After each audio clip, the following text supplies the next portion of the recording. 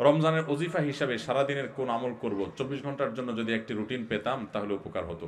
রমজানে ওজিফা হিসাবে সারাদিনের জন্য কোন আমল করবেন? সারাদিনের জন্য একটা জিনিস সবচেয়ে গুরুত্বের সাথে করবেন, যে কোনো গুনাহ করবেন না, কোনো পাপ করবেন না, মুখ দিয়া না, চোখ দিয়া না, হাত দিয়া না, কোনো অন্যায় করবেন না, কোনো মানুষের অধিকার নষ্ট করবেন না, কাউ ক্ষতি করবেন না। সব ক্ষেত্রে সারাক্ষণ চেষ্টা করবেন ভালো মানুষ হয়ে থাকার। এর বাইরে বেশি বেশি কোরআন তেলাওয়াত করবেন। সবচেয়ে বেশি আমল কোরআন তেলাওয়াতের আমল। রমজান মাস কোরআন নাজিলের মাস, সেজন্য কোরআন তেলাওয়াত বেশি বেশি করবেন। এর বাইরে সুবহানাল্লাহ, আলহামদুলিল্লাহ, লা ইলাহা ইল্লাল্লাহ, আল্লাহু আকবার, ইস্তিগফার পড়বেন। মনে মনে হাঁটতে হাঁটতে আল্লাহর সাথে কথা বলবেন, দোয়া পড়বেন।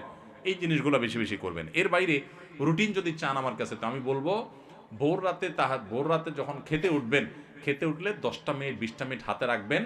আগে খানা শেষ করে এরপরে একটু আল্লাহর কাছে দোয়া করবেন, অথবা আগে দোয়া করে তারপরে খানা খাবেন।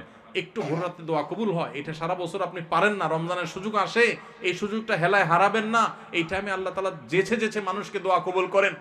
আমি এর আগে বিভিন্ন জায়গায় বলেছি, বাংলাদেশের একটা প্রসিদ্ধ এবং প্রথম সারির একটা বিজনেস প্রতিষ্ঠানের এক ভাই, তিনি আমাকে তার অফিসে দেখা হওয়ার পর কিছুদিন আগে, আজকেও তাদের অফিসে আমি গিয়েছি একটা কাজে, তো আমাকে দেখা হওয়ার পর বলছে, ভাই একটু আসেন। ওনার অফিসে উনি বসালেন, চা খাওয়ালেন, এরপরে বললেন যে ভাই আপনার একটা আলোচনা থেকে আমার জীবন পরিবর্তন হয়ে গেছে। আমি বললাম কি? আমি বলছি কোনো ভালো কাজ শুরু করছে? উনি বলেন না ভাই, কাহিনী ভিন্ন। কাহিনী হলো, আমার এমন এক রোগ হয়েছে, এই রোগের জন্য দেশের সকল ট্রিটমেন্ট তো আমি নিলামই, দেশের বাইরেও বহু ট্রিটমেন্ট করেছি, কিন্তু কোনোভাবে আমার রোগ ভালো হয় নাই এবং আমার ট্রিটমেন্ট হয় নাই। আমি জীবনের আশা ছেড়ে দিছি।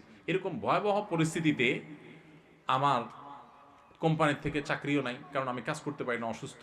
তো আমি গ্রামে চলে গেছি মরার অপেক্ষা, যে এখন আর বাঁচার কোনো সুযোগ নেই। ডাক্তার বলছে যে শেষ যে কদিন চা খাইতে চান খান, আর কোনো ট্রিটমেন্ট নেই। বলেন যে আমি গ্রামে চলে গেছি, আশা ছেড়ে দিছি, অনেক কষ্ট যন্ত্রণা রোগের কারণে, মারা যাব এরকম একটা অবস্থা। হঠাৎ করে আপনার একটা ভিডিও দেখলাম, ভোর রাতে তাহাজ্জুদের সময়ের দোয়া আল্লাহ ফিরিয়ে দেন না। তখন আল্লাহর কাছে চাওয়া শুরু করলাম, প্রতিদিন ভোর রাতে উঠে কান্নাকাটি, দোয়া, মুনাজাত, খুব চোখের পানি ফেলা। আল্লাহ, সবাই যেটা পারে না তুমি সেটা পারো, দোয়া করতে শুরু করলাম। উনি বলেন, হঠাৎ করে একদিন তাহাজ্জুদের সময় উঠে খুব দোয়া কান্নাকাটি করলাম, খুব সিজদা করলাম, খুব চোখের পানি ফেললাম আল্লাহর কাছে, চিৎকার করে বাচ্চা পোলা মতো কাঁদলাম। বলেন যে হুজুর বিশ্বাস করবেন, ওই দিন তাহাজ্জুদ পড়ে শেষ করার পর থেকে আমার শরীর থেকে সমস্ত রোগ উধাও হয়ে চলে গেছে। আজকেও তার সাথে দেখা করে আসছি। ইন্টারেস্টিং বিষয়, আজকেও ওই লোকের সাথে আমি দেখা করে আসছি, একটা কাজে গেছিলাম তার অফিসে। আজকেও ওই ভাইটা আমাকে বললেন যে ভাই, এরপর আমি শুধু সুস্থ হয়েছি তা না, আমি আমার কোম্পানিতে আবার ফিরে আসছি। আগে যে ডিউটি ছিল আমার প্রমোশন হয়ে ডিউটি আমার আরো বাড়ছে, এবং আমার কোম্পানির চেয়ারম্যান সহ সবাই আমাকে আরো বেশি আস্থা রাখে।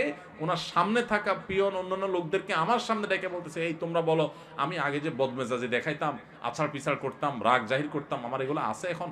বলে না স্যার, এগুলো কিচ্ছু নাই এখন। আর শুধু সুস্থ হয়েছে না, আজীবন আমূল পরিবর্তন হয়ে গেছে। ভাইরা আমার, এই ভোর রাতের দোয়া বড় গুরুত্বপূর্ণ।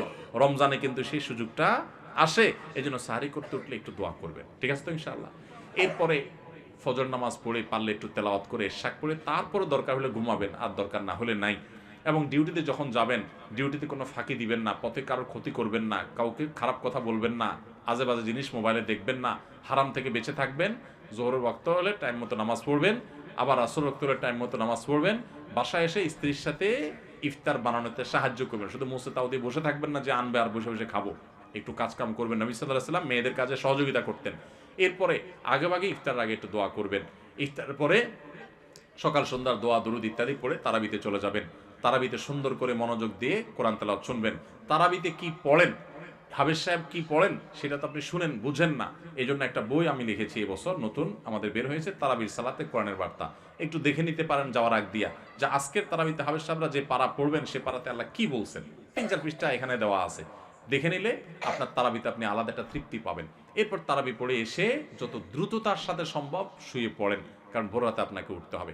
এভাবে আপনি পুরো রমজান মাস গুনাহমুক্ত থাকার চেষ্টা করেন, হারাম মুক্ত থাকার চেষ্টা করেন। অন্য আমল করতে পারেন আর না পারেন, এটা হবে সবচেয়ে বড় সার্থকতা ইনশাআল্লাহ। রমজানে খাদ্যদ্রব্যের মূল্যের ঊর্ধ্বগতি রোধে একটা পরামর্শ দিতে চাই।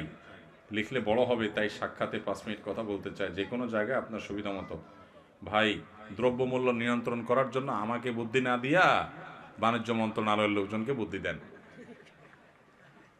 আমার হাতে তো ক্ষমতা নেই, আপনার বুদ্ধি আমি কাজে লাগাইতে পারবো না। তো কোন বুদ্ধি দিলে সব 2 নম্বর ব্যবসা সাইজ করা যাবে, এটা তাদেরকে বুদ্ধি দেন।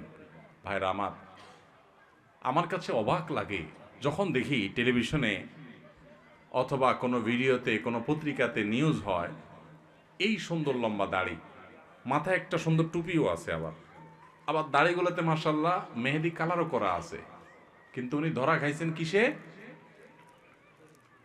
ব্যবসায় ভেজাল করছেন। আছে না নাই? আহা, এই দাড়ির নাম ইসলাম? ইসলাম আপনি ভুল শিখছেন। আপনার ইসলাম আপনার দোকানদারিতে জাহির হবে। আরব দেশগুলোতে, আফ্রিকার দেশগুলোতে রমজান আসলে বিভিন্ন আইটেমে মানুষ ছাড় দিয়ে দেয়, অফার দিয়ে দেয়, কম দামে দিয়ে দেয় যাতে মানুষ সোজা রাখতে পারে। আর আমাদের দেশে 5 ওয়াক্ত নামাজ পড়ে, লম্বা দাড়িও আছে, মাথায় টুপিও আছে, মাশাআল্লাহ, আবার ওমরা হজ করেও আসছে, আবার দাড়িতে মেহেদিও দিছে, মাথায় একটা টুপিও আছে, মাশাআল্লাহ, লম্বা সম্বা। উনি ধরা খাইছে কি জন্য? দেখা গেছে যে উনি সয়াবিন তেল, চিনি, খেজুর, ছোলা এগুলা সব বাড়িতে নিয়ে খাটের তলে ভরে দিচ্ছে। কেন?